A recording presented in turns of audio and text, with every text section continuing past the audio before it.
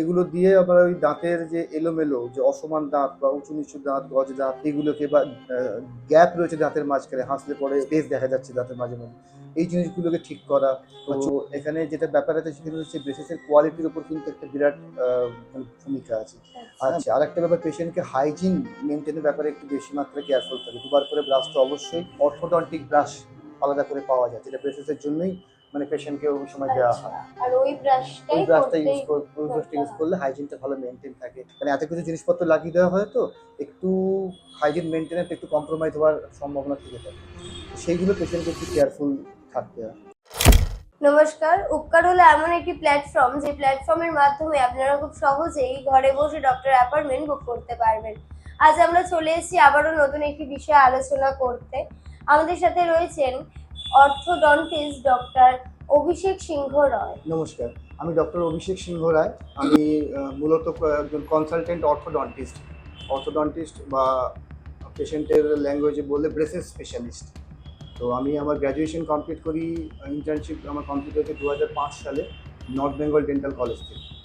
তারপরে আমি all India পিজিতে 2008 সালে 3rd র্যাঙ্ক করে prestigious university king George medical university Lucknow থেকে আমি এমডিএসটা কমপ্লিট, 2011 সালে আমার এমডিএস কমপ্লিট হয়ে যায়। তারপর থেকে আমি প্র্যাকটিসে আসি, তার সঙ্গে সঙ্গে টিচিংও রয়েছে। আমার নিজস্ব চেম্বার হচ্ছে বেলঘরিয়াতে, Singha Roy dental care and braces centre. আজ আমরা আলোচনা করতে চলেছি ক্লিপিং নিয়ে। দাঁতে অনেকেই এখন অনেক সময় ক্লিপিং করান। ওই ক্লিপিং করালে কি কি সমস্যা হতে পারে সেটাই আজকে আমরা জানবো।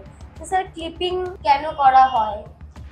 দাঁতের ক্লিপিং যেটা বলছো সেটা হচ্ছে যে আমাদের লেম্যান ল্যাঙ্গুয়েজে ঠিকই বলছো, ক্লিপ যে দাঁতে যে ব্রেসেস, এটাকে বলে যে ব্রেসেস বসানো হয় আর কি, প্রতিটা দাঁতে বসিয়ে। সেগুলো বিভিন্ন অপশনস আছে, মেটালিক আছে, দাঁতের কালারে আছে, বিভিন্ন এরকম অপশনস আছে। তো এগুলো দিয়ে আবার ওই দাঁতের যে এলোমেলো যে অসমান দাঁত বা উঁচু নিচু দাঁত, গজ দাঁত, এগুলোকে বা গ্যাপ রয়েছে দাঁতের মাঝখানে, হাসলে পরে স্পেস দেখা যাচ্ছে দাঁতের মাঝে মাঝে, এই জিনিসগুলোকে ঠিক করা। বা চোয়ালের যে গঠনের যে যদি কোনো অসামঞ্জস্য থেকে থাকে সেইটাকে ট্যাকেল করা, এগুলো আমাদের কাজের মধ্যে পড়ে। এবার এটাতে ব্রেসেস যখন প্লেস করি আমরা এবং প্রপার কাজ শুরু হয়ে যায়, তো এখানে যেটা ব্যাপার আছে সেখানে হচ্ছে ব্রেসেসের কোয়ালিটির উপর কিন্তু একটা বিরাট মানে ভূমিকা আছে। হ্যাঁ, অনেক ধরনের কোয়ালিটি আছে। একটু ঠিকঠাক মানে একটু মানে প্রপার নামি কোম্পানির ব্রেসেস ইউজ না করলে ব্রেসেসের ফিনিশ ভালো হয় না, সেগুলো বেশি ইরিটেট করে আমাদের ঠোঁটকে, গালকে বেশি ইরিটেট করে। এমনি একটা সাধারণ 3-4 দিনের একটা সমস্যা থাকে, কিন্তু এই ব্রেসেসের কোয়ালিটি ভালো হলে সেগুলো খুব তাড়াতাড়ি ব্যাপারগুলো মিটে যায় আর কি। এগুলো একটু খেয়াল রাখতে হয়। আচ্ছা, আর একটা ব্যাপার, পেশেন্টকে হাইজিন মেনটেনের ব্যাপারে একটু বেশি মাত্রায় কেয়ারফুল থাকে। দুবার করে ব্রাশ তো অবশ্যই, আর এই ব্রেসেসের জন্য পার্টিকুলার আপনার ওই অর্থোডন্টিক ব্রাশ আলাদা করে পাওয়া যায় যেটা ব্রেসেসের জন্যই মানে পেশেন্টকে ওই সময় দেওয়া হয়। আর ওই ওই ব্রাশটা ইউজ করতে করলে হাইজিনটা ভালো মেনটেন থাকে। তারপর যে গরম জলে নুন দিয়ে একটু কুলি করতে হয়। হ্যাঁ, ওটাতেও আপনার মানে প্রতিটা মিলের পরে একটু ভালো করে কুলি করে হাইজিনটা মেনটেন থাকলে, মানে এত কিছু জিনিসপত্র লাগিয়ে দেওয়া হয়, তো একটু হাইজিন মেনটেনে একটু কম্প্রোমাইজ হওয়ার সম্ভাবনা থেকে থাকে। তো সেইগুলো পেশেন্টকে একটু কেয়ারফুল থাকতে হয়। আচ্ছা, আরেকটা যে ব্যাপার সেটা হচ্ছে যে অনেক সময়তে ওই তারের বেরিয়ে থাকলে, তারের খোঁচাই, এগুলো সময়ের সঙ্গে সঙ্গে ইমপ্রুভ হয়ে যায়, কিন্তু শুরুর দিকে একটু অসুবিধা করতে পারে। তো সেক্ষেত্রে ওয়্যাক্স আছে, স্পেশাল অর্থোডন্টিক্স জন্য ওয়্যাক্স মোম আছে আমাদের কাছে। সেই মোমটা আমরা পেশেন্টদের দিই, পেশেন্ট ওখানে লাগিয়ে রাখলে পরে 3-4 দিনের মধ্যে ওর ব্যাপারটা ইউজ টু হয়ে যায়। তো স্যার, খেতে কোনো অসুবিধা হয় খেতে না, খেতে সেরকম কোনো অসুবিধা, যেদিন আমরা ব্রেসেস প্লেস করে যেদিন আমরা তারটা অ্যাপ্লাই করে অ্যাক্টিভ ফোর্স অ্যাপ্লাই শুরু করলাম, সেদিনকে একটা টেন্ডারনেস থাকে, ব্যথা ঠিক না, একটা টেন্ডারনেস থাকলে তার জন্য মাইল্ড যে কোনো পেন কিলার, প্যারাসিটামলই আমরা প্রেসক্রাইব করবো, কোনো স্ট্রং অ্যানালজেসিকের দরকার নেই। ইনিশিয়ালি একটু অসুবিধা থাকে 1-2 দিন, ওই দিনটা আমরা একটু মানে সফট ফুড আমরা অ্যাডভোকেট করি। তারপর সব কিছু খেতে পারবে, কোনো অসুবিধা কিছু নেই। আর খুব শক্ত খাবার যেমন আপেল হয়ে গেল, পেয়ারা হয়ে গেল, এগুলোকে আমরা বলি কেটে ছোট ছোট পিসে খাও, কোনো কিছু বানা কিছু নেই, সব কিছু খাও। বা কেটে ছোট ছোট পিস করে আপনার খেতে হবে। খুব স্টিকি ফুড বা খুব ক্রাস্টি ফুড এগুলো একটু অ্যাভয়েড করলে ভালো। ক্যাডবেরি চকলেট মিনিমাম, বা খেলে পরে তারপর প্রপারলি ব্রাশ করে নেওয়া, এগুলো একটু মেনটেন করলে তাহলে আর কোনো অসুবিধা থাকে না। তো স্যার, বেসিস লাগানোর পর ওটা কি খোলা পড়া করা যায়? না, আমি যে ব্রেসেসের কথাটা বলছি সেটা কিন্তু ফিক্সড, এটা হচ্ছে ফিক্সড অর্থোডন্টিক ট্রিটমেন্ট। এটা পেশেন্ট খোলাফোলা করতে পারবে না। পেশেন্ট খোলাফোলা করার জন্য একটা রিমুভেবল অ্যাপ্লায়েন্স যেটা মানে চলে আসছে, কিন্তু সেটা অতটা এফেক্টিভ হয় না। তার কারণ হচ্ছে এটা পুরোটাই পেশেন্ট কমপ্লায়েন্স ডিপেন্ডেন্ট, আর পেশেন্ট যদি না ওটা করে তাহলে কিছুই হবে না। এই ফিক্সডের ক্ষেত্রে যেমন এই যে এইখানে যেমন ব্রেসেস লাগানো আছে না, এই এরকম ব্রেসেস লাগানো, মেটালিক ব্রেসেস, এটা আপনাকে দেখালাম।